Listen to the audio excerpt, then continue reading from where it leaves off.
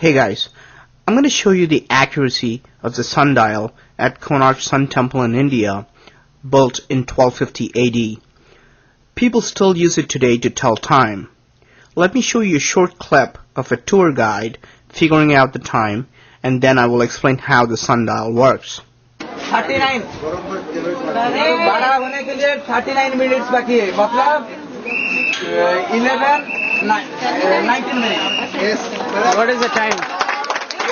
As you can see, the sundial is pretty accurate and people are amazed by it.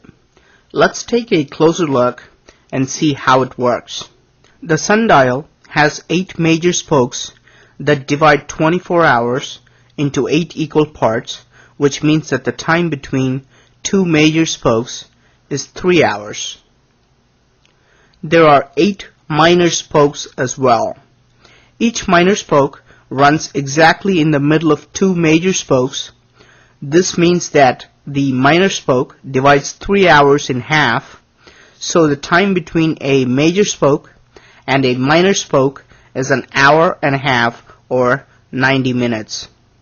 Now, at the edge of the wheel, you can see a lot of beads.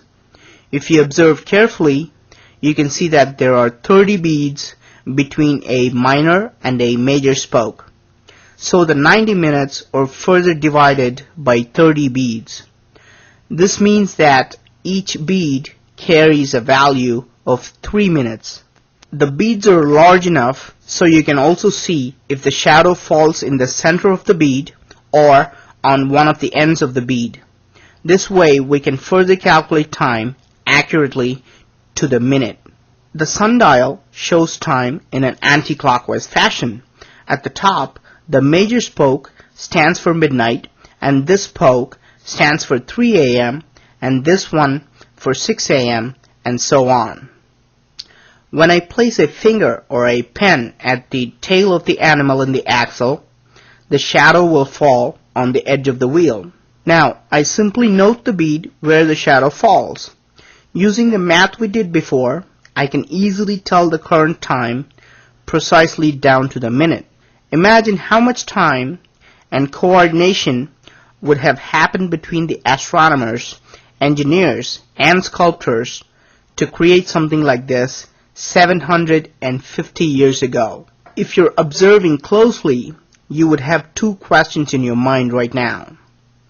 The first question would be, what happens when the sun moves from east to west? Since the wheel is carved on a wall, the sun would not shine on this wheel at all. How can we tell time in the afternoons? Now, the Konark temple has another wheel or sundial located on the west side of the temple as well. You can just use the other sundial that will work perfectly from afternoon until sunset. This is the second and the most interesting question. How do you tell time after sunset? There would be no sun and hence no shadows from sunset till the next morning's sunrise. After all, we have 2 sundials in the temple which work only when the sun shines. To this question, I want to point out that the Konark temple does not just have 2 wheels like this. The temple has a total of 24 wheels, all accurately carved, just like the sundials. Have you heard of the moon dial? Do you know that the moon dials can work just like the sundials during nighttime? What if the other wheels in the temple could be used as moon dials? Many people think that the other 22 wheels were carved for decorative or religious purposes and do not have an actual use. This is what people thought about the 2 sundials as well. Believe it or not, people thought that all the 24 wheels were just carved for beauty and as Hindu symbols.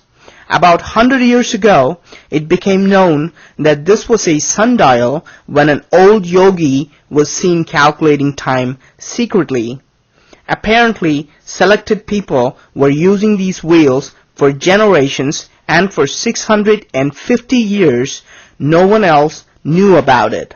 They say that when they asked him about the purpose of the other 22 wheels, the yogi refused to talk and simply walked away.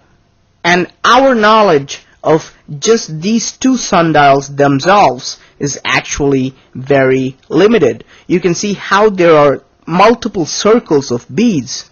You can see carvings and markings all over these sundials, and we don't know the meaning of most of them.